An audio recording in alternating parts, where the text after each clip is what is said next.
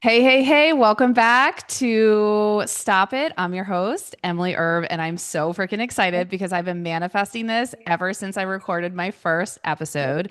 I have one of my lifers, a lifer, if you don't know what is a chosen friend that I have chosen to be in her life forever. And she is not getting rid of me. And I am just so excited that she's here because we're going to be talking about a topic that we feel really passionate about talking about, and it's not really brought up a lot. And so, we're going to talk about alcohol and how it is affecting women and our bodies, especially as we're going through changes like perimenopause. And we're just going to get all up in here, and it's just going to be like how we run together and we just chat. And so we have my bestie, Annie Girolamo. She is a nurse practitioner. That is how we met.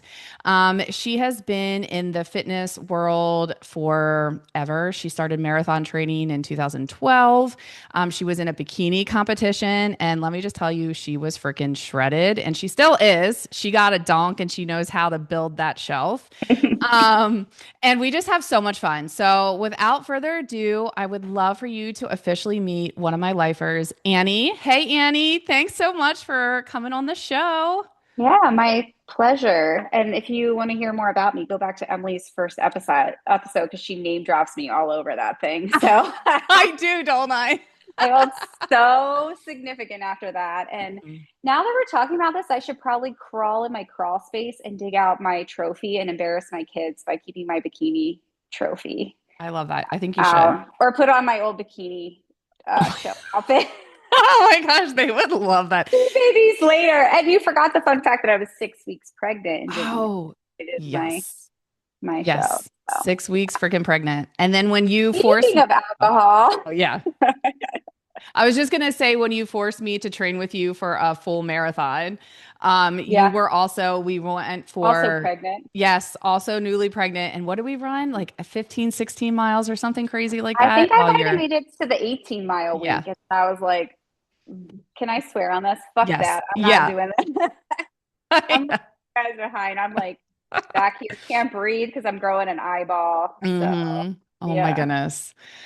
All right. Well, Annie, I'm so pumped that you're here, and I want to have anyone else on this show when it talks about alcohol because you have completely shifted the way that I view alcohol and even my own relationship with alcohol and shifted so many beliefs because you're just so educated in it. And it's not something that I was ever taught or most of us are ever taught. And so I kind of first want to start with why do you feel so passionate about talking about this and making sure more people are aware about the actual facts about alcohol? Yeah. So I think that this is a topic that is touched base on in the fitness world or in like the macro counting world in the realm of like how do you include it into Hmm. your plan, which is all fine. Which is fine. Everybody has a choice, but I think that my beliefs around alcohol were created, over a period of time, and it didn't include actual facts. Hmm. Going through 7 years of schooling, so like 4 years of undergrad, 3 years of graduate school, literally in our text, there would be like one line, consider alcohol, and like nothing else was really said about it and the impact that it really has on our bodies and the consequences that can arise from drinking alcohol. And I think that we are grown-ups, right? We're grown-ass women and we want to Hmm. make decisions about including things in our health journey or excluding things in our health journey, right? Like Hmm. think about carb phobia. Everybody eliminates carbohydrates because of A, B, and C. And, I think that's a belief that we talk about a lot. I think people will like not want to include processed meats Hmm. because it can cause cancer or these dyes. But in the same token, like we're all including alcohol and not really even knowing like the effect that it has on our body composition, and yeah, being able to achieve Yeah. our health goals, Hmm. or being the best version of a woman that we can be. Yeah. That is so interesting that, I mean, I definitely want to get into the effects and all of that with our Mhm. bodies. But this question just popped in my head, and you know that I like asked like 50 million questions. Mhm. But why do you think it's not talked about? Like, why do you think in your Oh, medical books, is it because of like the amount of money that these like yeah. alcohol I'm companies are making? 100% my first thought goes back to the alcohol industry. So we talked about what are lobbyists the other Oh, yeah, day. we did. And so the alcohol industry is like the second highest grossing industry in the nation. It could be the world, that I'm not completely educated on. But what I do know is most recently they grossed $1.7 trillion. Okay. And they're Wow. projected to gross $2.8 trillion by 2028. So there's a lot of people that will lose a lot of money if Mm. people stop drinking. Although they are seeing, though, like the generation below us, I don't even know. Am I X, Y, or Z? I don't know. But the younger kids these days, Yeah. right? Now I'm in my 40s, those young kids explain to me the butt cheeks out of the bottom of the shorts. And anyway, but anyway, the younger generation is not drinking alcohol. Really? Um, That's interesting. yeah, the amount of alcohol that like teenagers are not, I mean, they have their own set of addictions now, Yeah. right? And substances that they're using. But the studies are showing that kids, like younger teenagers and into college, there's less drinking that's occurring compared to like our generation. Yeah, we're Yeah. millennials. So, I Yeah. mean, my gosh, I can't tell you how many times we were in, Kevin and I were just talking about that. What's that song? Coming out of my cage and I've been doing all right. Oh, it started Yeah. with a kiss and ended like this. Oh, yeah, yeah, yeah, Yeah, yeah. I have Yeah. I'm tone deaf, but TRL. Yeah. it like totally took me back to like the parties in the basement that were Hmm. so creepy, sticky floors of beer Yeah. and everywhere. And we just like the alcohol was so prevalent Hmm. for us as millennials. But that's Hmm. really interesting with the younger crowd. Like you said, there's other addictions Hmm. and things, Hmm. probably the vaping and things like that. But Yeah. Yeah. I think that's so interesting. And I remember this blew my mind and it actually Hmm. just like infuriated me more. That's probably like the feminist like coming out of me, the women's empowerment of when you said that Hmm. what was it? The stat with the women, they were seeing a decrease in women drinking, or what was that? Yeah, that either like too many men had died from liver failure, or like not as many men were drinking. It's I think it was more like death related happened to men. So, but basically they needed to target women because there weren't enough women drinking per the alcohol industry, the gurus, and so that's where the 100 calorie seltzer rage started. Like because that speaks right to our Yep. body dysmorphia and our Yep. body image and low calorie, and then Mm-hmm. they were fruity and they were in a cute can. So that's where that industry started, as well as like kind of more that mommy wine culture. Mm-hmm. Uh, they're really marketing to moms that you cannot successfully mother your children without being able to you have to have a glass of wine to handle a 2-year-old tantrum, right? Like that makes Mm-hmm. motherhood easier, Mm-hmm. right? It Mm-hmm. makes it easier if you're like drinking through it, right? Yeah. So that's where the wine boom, the seltzers, the 100 calorie skinny girl drinks came from. Yeah. That blows my mind because I remember when they first started coming out. At that point, I was still drinking alcohol, and I remember Yeah. thinking, "Oh my gosh, this is so great!" Because Perfect. anytime that I did choose to drink, I was always like, "What's the lowest calorie?" Right. Yeah. Because I was always thinking about my body, Right. and so that just like really just pissed me off so much. Like Yeah. I that they intentionally saw that there was a need to have more women drink alcohol. And so Mhm. they Yeah. literally preyed on us, essentially, is what they did. Yeah. How can they grow Business. their business? And Hmm. they saw the niche. The other one that I like to share that's really compelling is years ago, they used to keep like the larger bottles of hard liquor behind the counters at the liquor store. But then what they found was that people, like if they were coming in, people would have shame in asking for somebody else to get that for them, like specifically people on the alcohol use disorder spectrum. And so what they did was they knew that if somebody could put their hands on the bottle. There's actually this that like there's research that shows if somebody knows they're going to have a drink, like they sit down to have a drink, they sit down at a restaurant and they say they order their drink, they Hmm. automatically get a dopamine hit just from ordering the drink because it's your brain knows what's coming, Coming. which is a Yeah. surge of dopamine. So in reference to this, the jugs of alcohol, they moved it to the just to the regular aisles because they knew if somebody touched the bottle, They would get they that would get the dopamine hit. surge of dopamine. So it'd be harder for them to not buy it or walk out without purchasing it. And then they're going to buy a bigger bottle too, which is going to Wow. increase the likelihood that they'll become more dependent and remain dependent on the substance. Wow. Yeah, I mean, that makes so much sense in my brain because I'm just even thinking too, like I get excited if I'm ordering like a really good dessert. Like I a get the hundred dopamine percent. hit Yeah. knowing that it's coming. So that makes total sense We're to me. we leave for the beach tomorrow and we did like a family survey. What are you most looking forward to at the beach? And I'm like, flex ice cream. Like Yeah. I can like visualize it. I know what kind I'm getting Yep. with a sugar cookie in it. I'm Hmm. already happier. I'm Yep. already You happier. already got Yeah. your dopamine hit. You got Yeah. an early one. Oh my gosh. Okay, so I think what's so important, and you know how my brain works, is that Yep. like I have to have a buy-in for me to even want to like Hmm. do something or Yeah. let go of something. So Hmm. like let's talk about like health and how women's bodies are affected with alcohol when we decide to consume it. And I think what I know that you're really good with this because I did watch your presentation the Yeah. other day, and you started off by saying this is not here to shame or Right. judge or like there's no shame, no judging here. We're just stating facts, and then Hmm. you get to decide Yeah. what you want to do with it and what feels good for you. Right.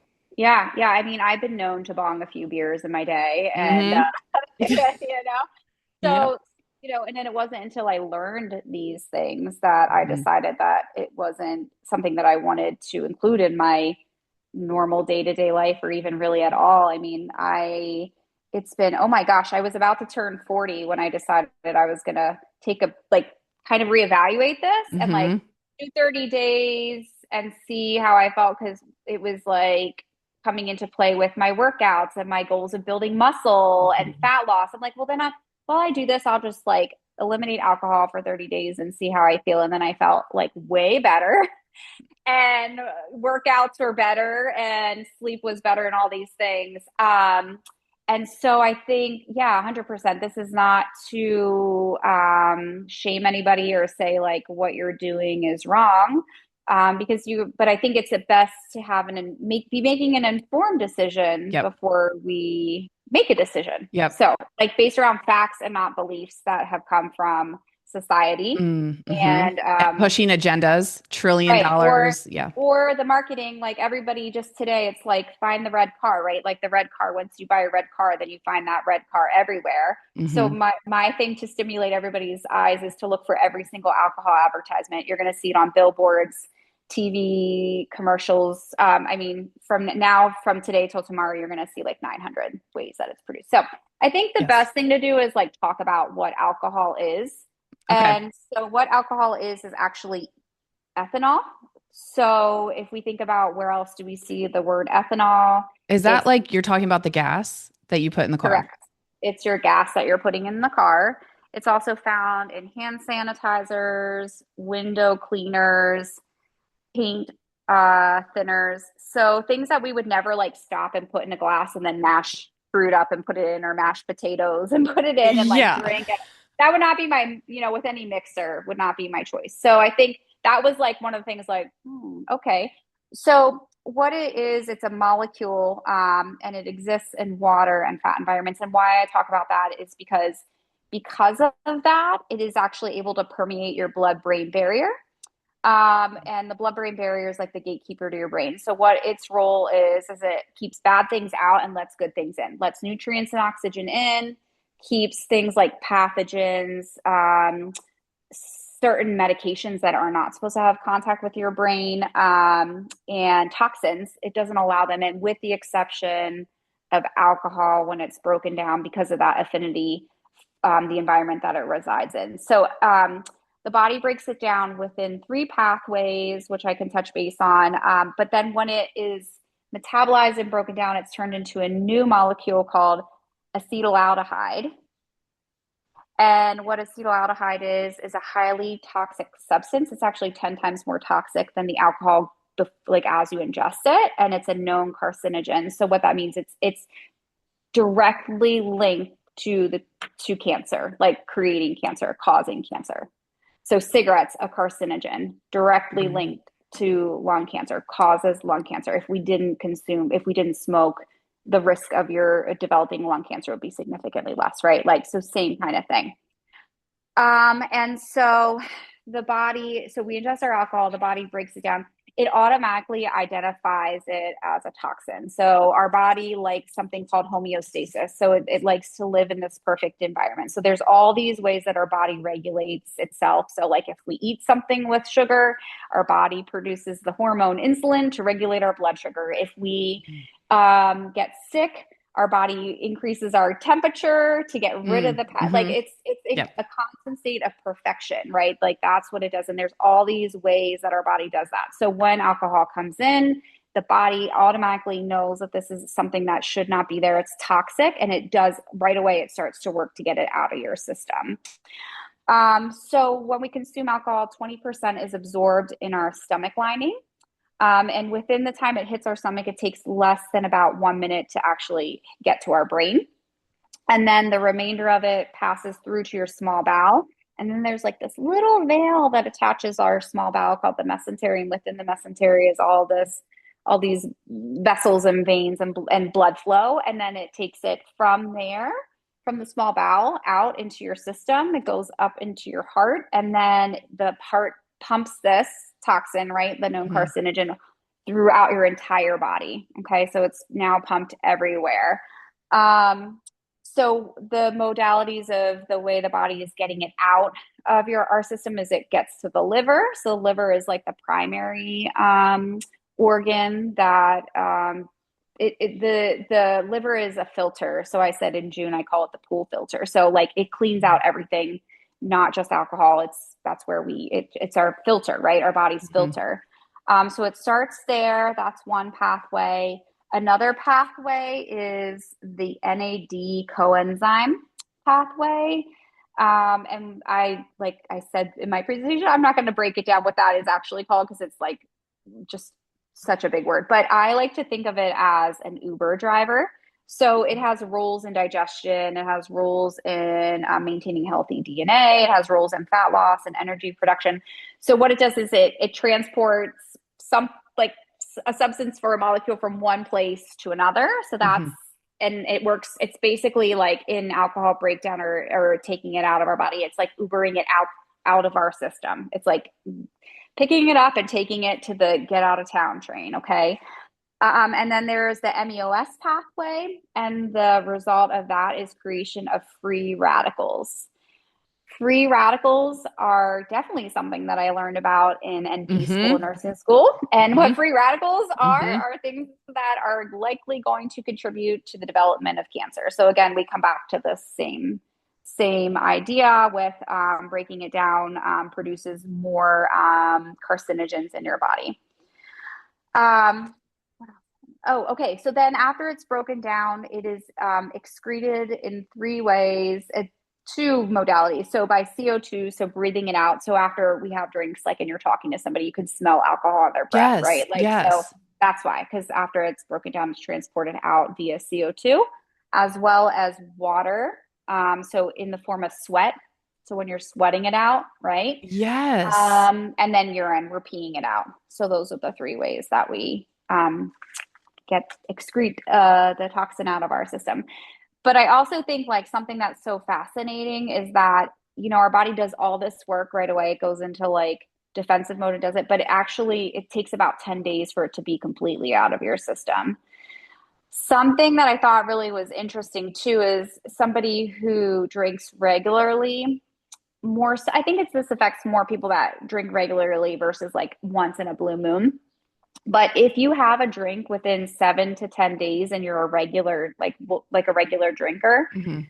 the feeling you get, that relaxation that you get, is actually because your body is now it's in a state of craving because it automatically your body starts to crave that dopamine that you get from consuming alcohol. Mm. So if you drink within 7 to 10 days, that relief, that feeling, that euphoria you have is actually your body's relief from a craving versus anything. So it's, Wow. yeah. So I thought that was really interesting. Yeah, there's a lot of interesting things in there, but I think like from how you just broke all of that down, Mhm. it's crazy the amount of work your body has to one go through Right, to just like defend your body against a toxin. And right. then like even while your body is trying to cleanse that, then you're getting these also like side effects of free radicals, which automatically increase your risk for cancer. And I don't know about you, like I didn't hear much about alcohol, but I heard a lot about free radicals when I was in school as well. And it was like one of those things where like, gosh, I was terrified of free radicals. Mm-hmm. So, wow. Okay. Now, I want to talk. One of the things that really stuck out with me when you started on this journey and just educating yourself more, because I've experienced blacking out in my Hmm. day, especially in college, and even just like a few years ago, I still did that. And I always kind of found it funny. Like I would just kind of Hmm. joke about it, be like, oh my gosh, what did I say? What did I do? And I would just laugh Hmm. about it.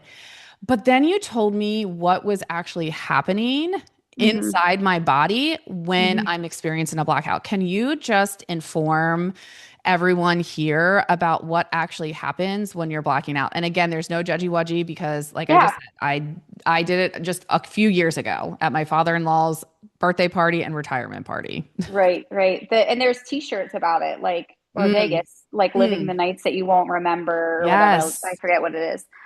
Yeah, for sure. So again, your body likes a perfect state, right? Like this perfect state of homeostasis, but it also like focuses on hierarchy of importance, right? So like in CPR, it's ABCs, right? Airway, breathing, circulation. So your body like reacts that way too. So what it does is what does it have to do to keep your body alive, right? Like to Mm, keep your heart pumping, to keep your lungs expanding, to keep everything going on the inside.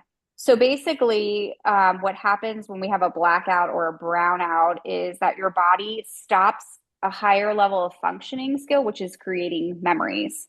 mm, So it puts that to the side because it says that's not important. Like we mm, can live without memories. What we can't live without is a beating heart and lungs that breathe.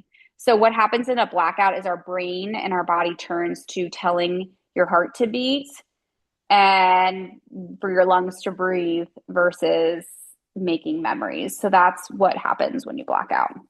that And yeah, blows my mind. It's mind still, blown. and it, yes. And it's like Mhm. really scary when I think about that. Like I think about all the Yeah. times that I blacked out and Mhm. I'm like, oh my word. Well, I mean, it's a form of alcohol poisoning. That's like a Yeah. symptom of alcohol poisoning, right? But again, it's like an acceptable Yeah. poisoning, right? And I think something else that's interesting is when you have a blackout, then from there, the more blackouts you have, the higher risk you are for blacking out. So if somebody has a blackout, it's really common that they will continue to black out or have more episodes of blacking out.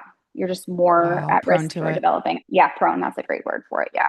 Mhm. Wow. And I just like, I think about back to college days, like we used to Right. glorify it. We'd be like, oh my Mhm. gosh, I can't remember anything. And we would just find it so funny. And it was just part of like, it was normal. It was Yeah. accepted culture for Right. us Now, to black out. having three girls, that's Yeah. terrifying, Oh right? my Like gosh. for Yes. me. And so, like, one of my fun facts, like, I love to, yeah, I'm like sometimes a walking buzzkill. And I really don't walk around parties being like, did you know? Did you know? I know. Yeah. But, 80% of sexual assaults that occur on college Mm, campus include alcohol. So, mm, whether hmm. it's the assailant or the victim, Yeah.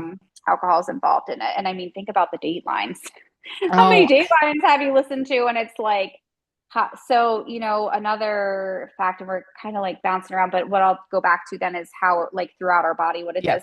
But alcohol is responsible for a projected 3 million preventable deaths per year, which includes cancer, DUI, homicide, because the incidence of a homicide occurring with like alcohol, right? Suicide. How Wow. many times is somebody committing suicide? They're going to have alcohol in their system. Domestic abuse, child abuse, um, domestic abuse, suicide, homicide, like just accidents. Like the number of Yeah. times I worked in the ICU and somebody fell out of the ladder or fell off, they were out doing something, they were intoxicated and they fell and Right. developed like a fatal brain bleed.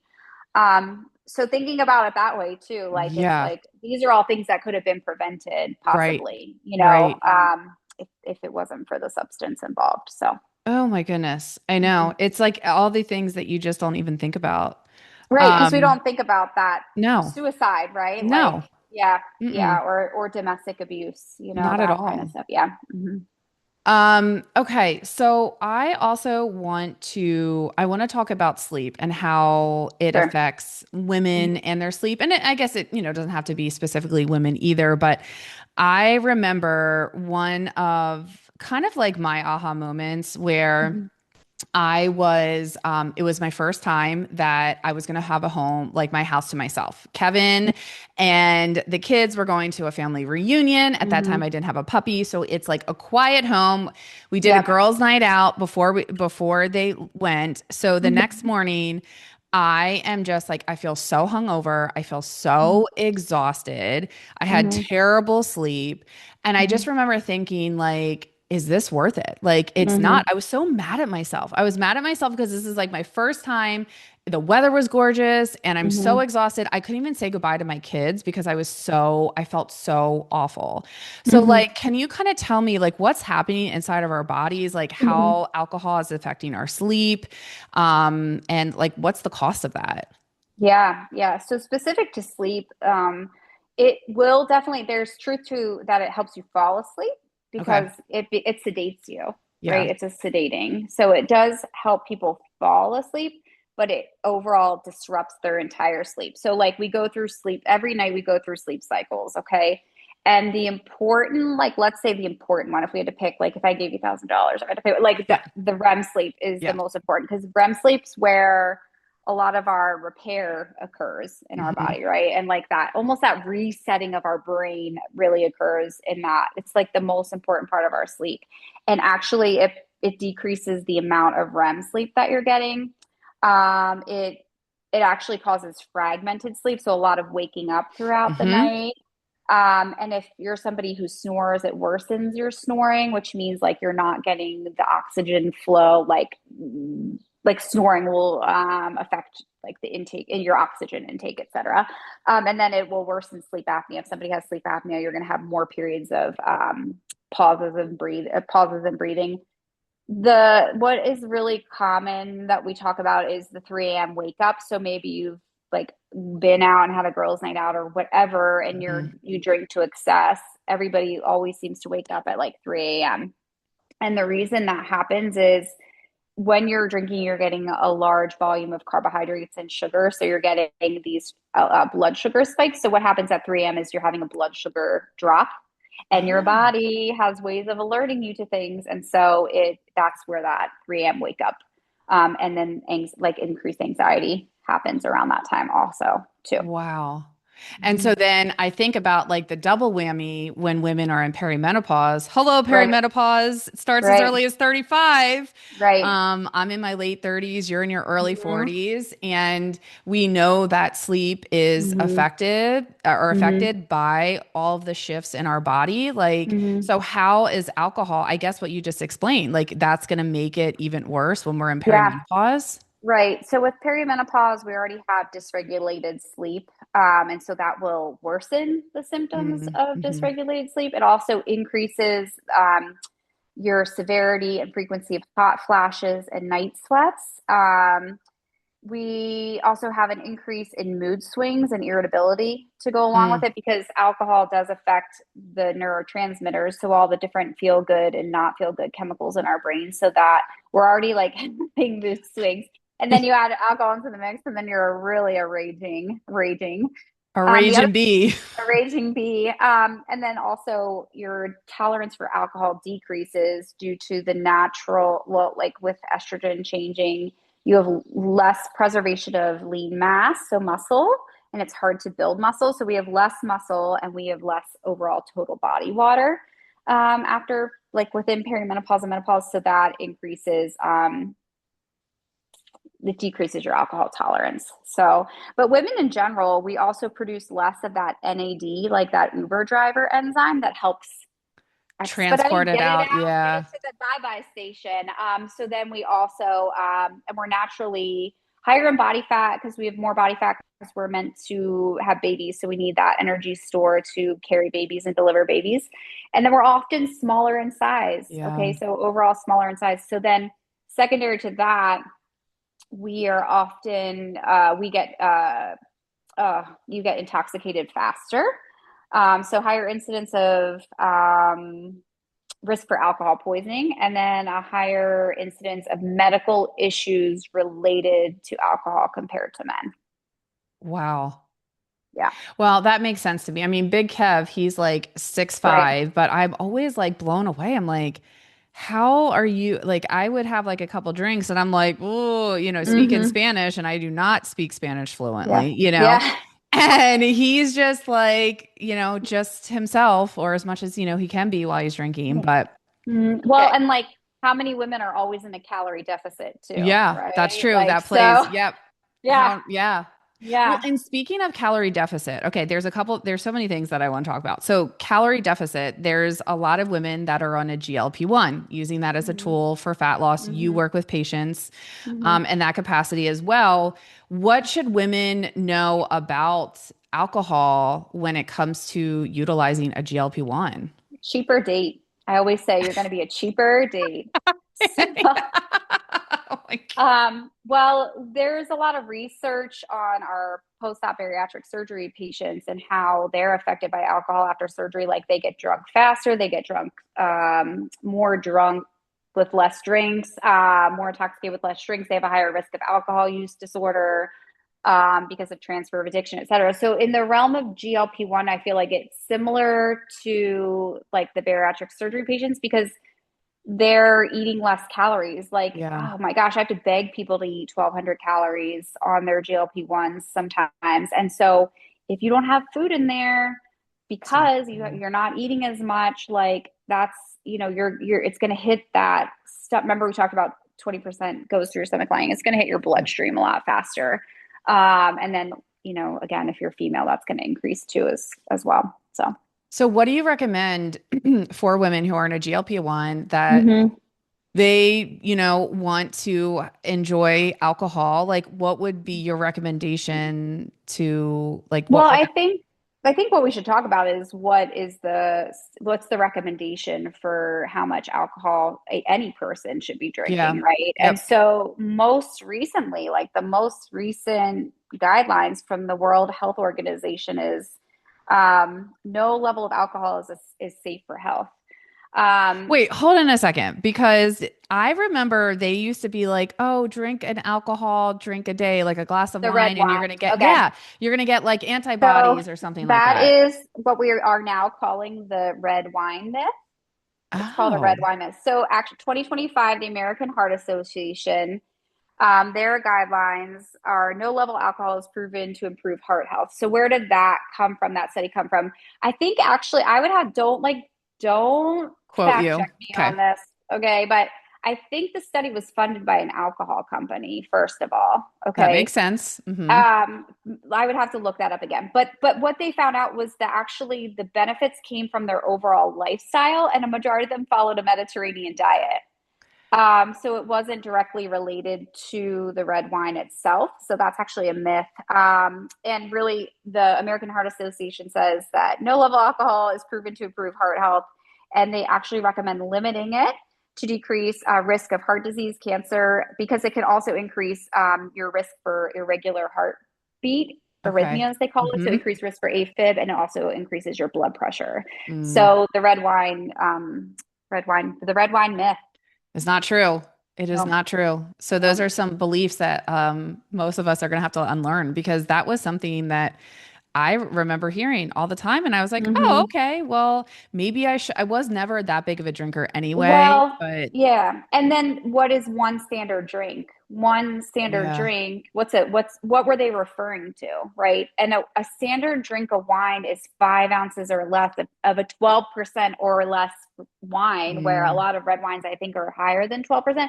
But 5 ounce, like I would have been bitching about that pour in a in a restaurant. Like I paid $15 and you're like going to give me this It's like a much. Like sip. it's Okay, yeah. like, so 5 ounces, pour that in a glass. I mean, that is like, the palm of your hand is 4 ounces, right? So that's one standard drink, which nobody really ever followed that, right? Right. Like we were complaining about the Luca pours. Yeah. Um, so that's what we called them. Yeah. When we did, by the way, we called it liver rounds when we would go out as Oh providers. my gosh. Yeah. And so it's one, and then it's 1 ounce of liquor. So 1 ounce is going to be like what, that So much? teeny tiny. Like, And what's then the point? a 16-ounce beer. And so that's one standard drink. And your Mm, liver can only process one standard drink per hour. If you're consuming anything more than that, that's where your backup into your bloodstream of blood alcohol level comes from. And then subsequently buzzed and intoxication. Yeah, okay. possibly, depending if we keep going. So, yeah. All right. So I want to talk about beliefs because you already talked a little Mm-hmm. bit about that.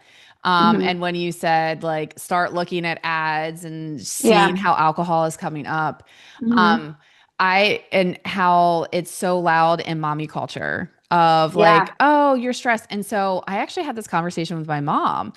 because I started looking, doing my own research, and I just started looking at all the shows that I was watching, Mm-hmm. all the movies, Oh, and yeah. Yeah. women always had a glass of wine. And it was Right. like, or in Mm-hmm. and men too, they would have Mm-hmm. normally like The the like beer the or the glass. bourbon. Yes. Mm-hmm. And it's like they're talking about, oh, I just had such a hard day. I need a Yeah. drink. And so I think just like even talking about like beliefs around alcohol and is it really true? Like, does alcohol really take the edge off? Does it really Yeah. help you relax? And does it really help you feel better in the long run? For 20 minutes, it does. Yeah. Okay. So there is truth to it. Like for Okay. the first 20 minutes, you do get that relief. But then what happens is your body, so you drink, you have your drink, you get this rush of dopamine, right? So then your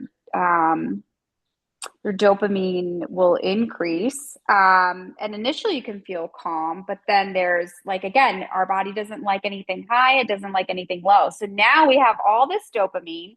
So what the body does is produce something called dynorphin. And what dynorphin does, it's like the anti-reward chemical. That's what it's Oh. called. So it brings it back down. And that actually triggers an increase in your stress hormone to come out.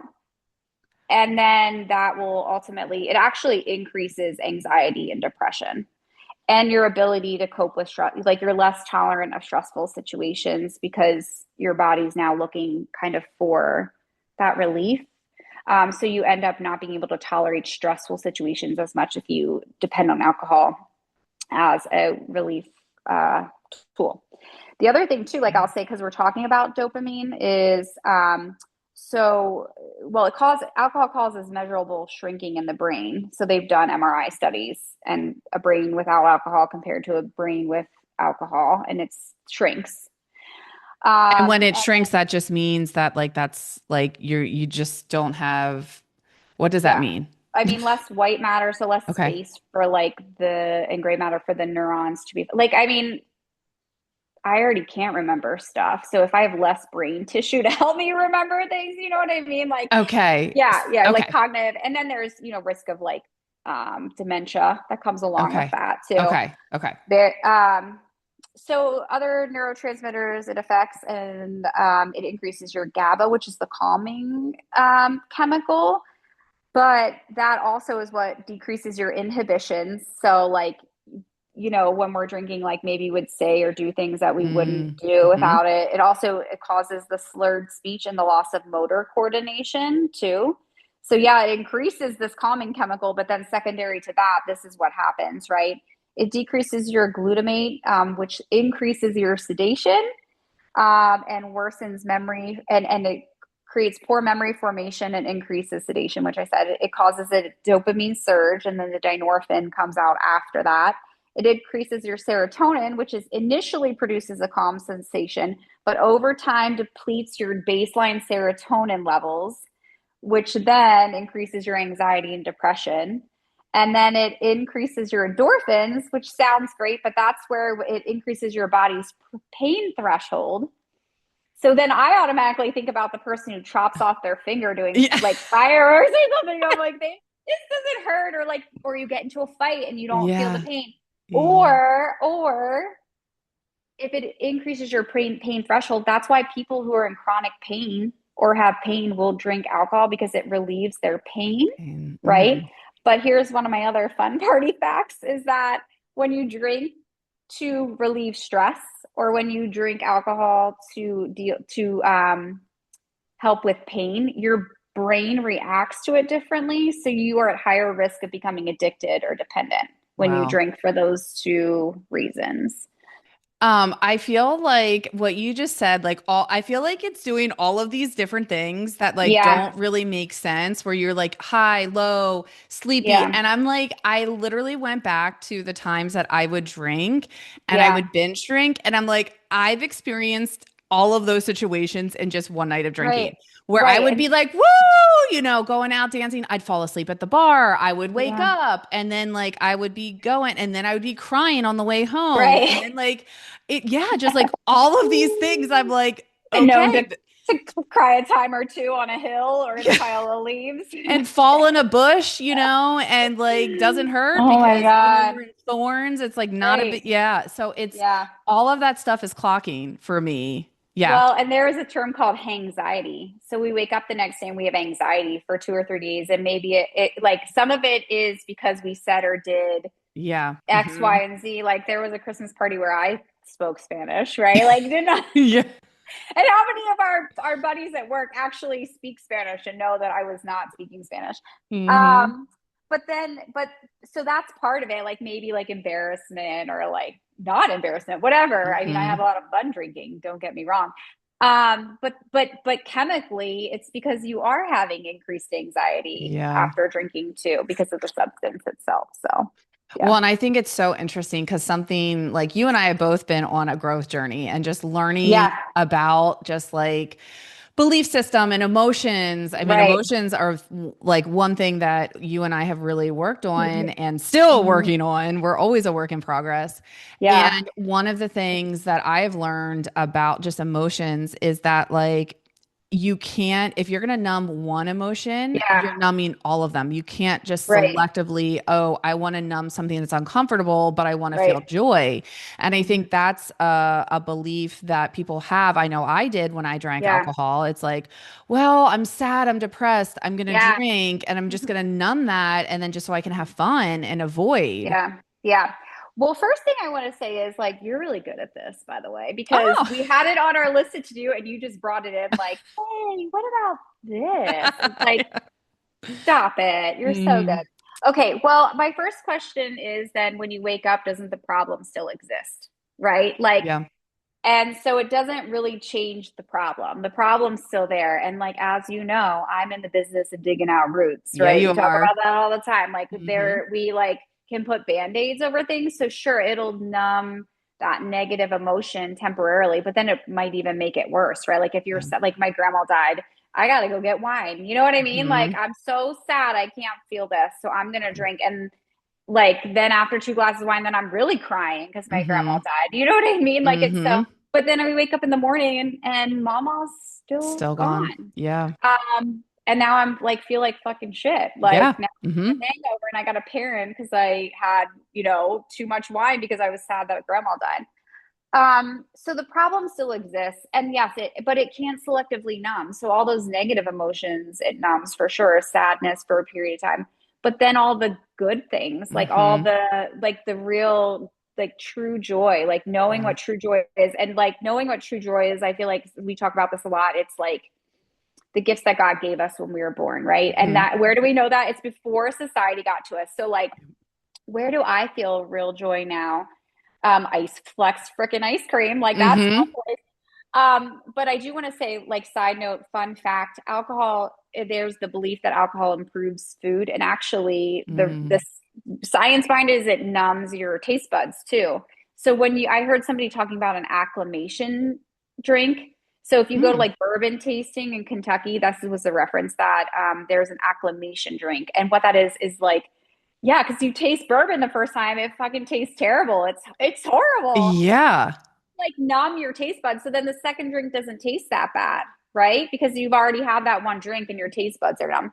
That is I so think that's how I was able. Oh, do you have to go? Oh, your no, AirPod my fell out. AirPods died. Hopefully it'll No, I still could hear. Okay, now I can hold hear on, you. let's Yep. see. You're good. I can hear you. Can you hear me? Yeah. Okay, sorry. It's okay. I can't hear you though. That's the problem. Oh, it might be because my headphone. Oh, here we go. I figured it You heard out. me? Okay. Now I got it. Okay. Look at us, tech Um, savvy yeah, ladies. I don't But know what that I was. makes so much sense because I actually never loved the taste of alcohol. So it was Mm-hmm. actually a lot easier for me to let it go because I like generally would ask Big Kev, I'm like, do you really love the taste of Miller Lite? Like, is it like a taste that you like? For me, chocolate cake, like a homemade chocolate cake with like really thick icing, like that I love and like I really look forward to it.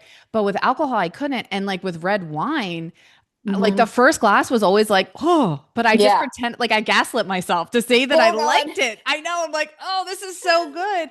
But I think a part of the red wine too is that like I had that belief that I was getting health benefits from it too, as well. Mm-hmm. So, but like the Mm-hmm. first glass was always the worst, but then the second and then the third and then like the fourth, I was like drinking from the bottle and I couldn't Mm-hmm. taste it at all. So that makes Mm-hmm. sense that it numbs your taste Mm-hmm. bud. It actually doesn't elevate the food that you're eating. Right, right. And then Yeah. we let go of all those inhibitions and like we just, I Right. mean, gosh, that I always went to Sheets. My sister and I, my dad would come pick us up in the purple van, drop us Mm-hmm. off at Sheets. We get a Schmish muffin and we would just hammer it. And it was such Mm-hmm. wasted calories because I don't even Mm-hmm. remember it, didn't remember the taste, Yeah. and Yeah. then when I tried Yeah. it sober, it was like horrible. But Yeah. And it's like thinking about like numbing good things. It's like thinking about real joys. Mhm. Like it's like when your kids open like kids at Christmas, they are Yes. like the people that can teach us where we get true joy from, right? That or and it's so funny because I used to think after I had my two girls, I have three girls, but birthed two, um, that I was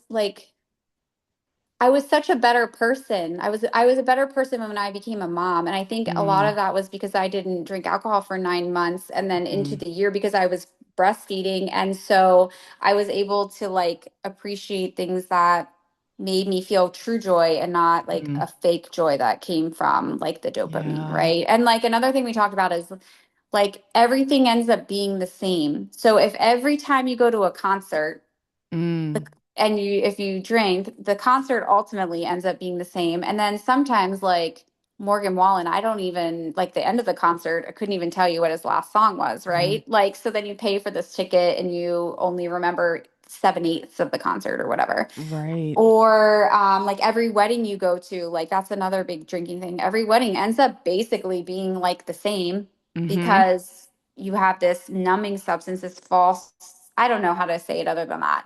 Where now, if you go to a wedding, it's going to be different every time because you're going to like just be more aware, your I senses. actually have total proof for that. When Mm-hmm. I first decided, I was like, okay, I am, well, because the last time I drank was actually, I think it was it you and I at our office party? Yeah. Like, Mm-hmm. I got so wasted. And I was like, you know what? I'm going to just try this out, test it out. And I had three weddings that year. And one of them Mm-hmm. was going with you. They were all our coworkers. Mm-hmm. And I was like, you know what? I'm going to test it out. I will have to say the first wedding, I was so uncomfortable Mm-hmm. because, normally like cocktail hour is my favorite hour where you're Yeah. having like getting tipsy and then Mm-hmm. you just feel more confident talking to people. That was a huge belief that I had that alcohol made me more confident. And it definitely Mm-hmm. started in college. Like Mm-hmm.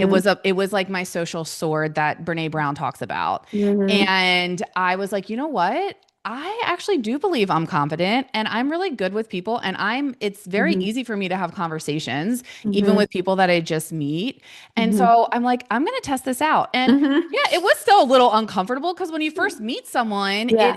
there is some uncomfortableness with it. And we see that with our kids. Like Yeah, that's normal. whenever, yeah, Right. like when we have play dates, they haven't seen each other for a while or they're just meeting, like it's always so awkward. And then by the end of the play date, they're They're all best just friends. yes, they're best friends. Yeah. And so I I just experimented. Each wedding, I had different experiences, Hmm. just being sober with them. And it was pretty cool to show that to Yeah. myself that like I can do it. I can be and in a wedding and still have fun, go on the dance floor. Like I don't need alcohol to have fun, but there's such a belief that you Hmm. have to have alcohol to be fun Hmm. or to be confident or, Hmm. and it's so interesting the beliefs that we form with alcohol. Well, and then when you talk to people that are drinking and Mm. you're sober, Yeah. I'm like, wow, I like when my kids are being really annoying, I'm like, that is a drunk version of me, like Yeah. super annoying. Yeah.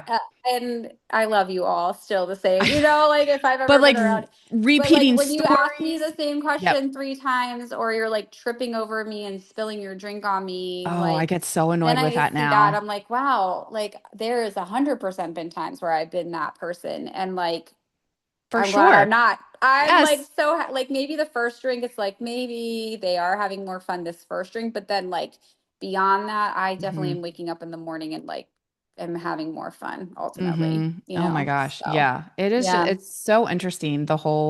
I think the beliefs around it and what we think alcohol really does for us when, Hmm. gosh, I mean, Annie, I think you debunked a lot of stuff and brought a Well, lot if of I awareness. can, one Yes. more thing, just like Yes. fat Yep. loss, which is Let's really do it. important. So, Yep. how can it, and then I'll leave you with my most favorite fun fact Okay. then. I love it. I love Okay, it. but as far as fat loss goes, hold on, I just want to make sure I get this right because this is so important. Okay, so that my little favorite Uber driver, the NAD coenzyme. Remember we talk about prioritizing, so we were talking about blackouts. Our body prioritizes a beating heart, etc. Hmm. Well, in this realm, that NAD enzyme prioritizes getting toxins out, Mm. and it ignores the process of fat burning, like getting rid of the fat. So that little enzyme actually is what's responsible for taking fat from the fat cells and moving it to the energy station. But it says I can't do that. I got to get this toxin out. So it's an estimated 70% decrease of fat metabolism occurs with alcohol. Then your Wow. liver is not able to work and prioritizing repairing and rebuilding muscle because it's prioritizing eliminating the toxin. And so it decreases your body's ability to burn fat, to metabolize Mhm. fat because it's prioritizing the alcohol, getting it out of your system, and the liver stops building muscle. And like, what are the two things we all like? I want to be toned. And what is Right. toned? More muscle, less body Hmm. fat, more muscle, less Hmm. body fat. Hmm. Not to mention like the empty calories, of course. And then Right. how many missed workouts occur from like Being being hungover or sober, oversleep. Yes. right? Wow. Yeah. So that thank you for sharing that because a Hmm. lot of my listeners are here are like Hmm. improving their overall health, Right. getting more muscle, losing more Yeah. fat, and just And kind of seeing that, wow, I that was never knew that. another reason for me too. It's like I'm doing all of these things. Hmm. Yeah. I've done bulks, I've done cuts. I get up at 4 in the morning to lift Yeah. weights. And when I'm 80, I want to be getting off the toilet by myself and still lifting weights. And so I'm doing all these things. And there's Yeah. this thing that's in my life that I'm still including that goes completely against all of what I'm Yeah. trying to do. So yeah, yeah. Balking the second time without alcohol was really a lot better of an Uh, experience. I'm So, sure. Did you see that you had more muscle gains well, you saw than? these Well, guns. You that's could true. see Well, I them. know. I do see those You guns. saw But them. I wanted you to say it just Yes. to, yes, that you had more Yeah. muscle gains, right? Right. Yeah. And, like my calories were spent on better quality food Food. too, right? Hmm. Like better quality food. So, Absolutely. yeah. You know what? I said, I know you have one more thing you want to share. And I think what would be, because I feel like we were a little doom and gloom for some of the things, right? Hmm. And so if women are thinking about this, contemplating, like, okay, maybe want to start to think about that, but I remember feeling like, I still wanted to be included in Hmm. social environments with other people that are drinking. And I Hmm. found something that worked for me. I will either bring my own or like my sister-in-law now knows that like I just choose not to drink. And so she'll have like fun mocktails for me. Yep. So, like, what were some of the things that you did socially just to like still be yourself and still feel like included when everyone else is drinking? Hmm.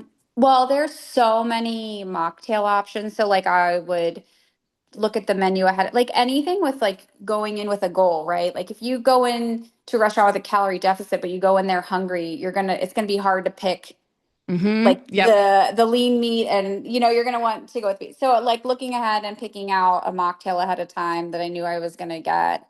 And then I really focused on what's dessert, right? And Mm-hmm. then knowing that when I'm sitting with these people, whether they're drinking or not drinking, or we're having alcohol or we're not having alcohol, I'm there for the connection. Mm-hmm. So I'm focusing on how to make a connection, and how to be connected. And that's really the purpose of us all coming together Yeah. in a group anyway, right? We're there to Right. connect, Yep.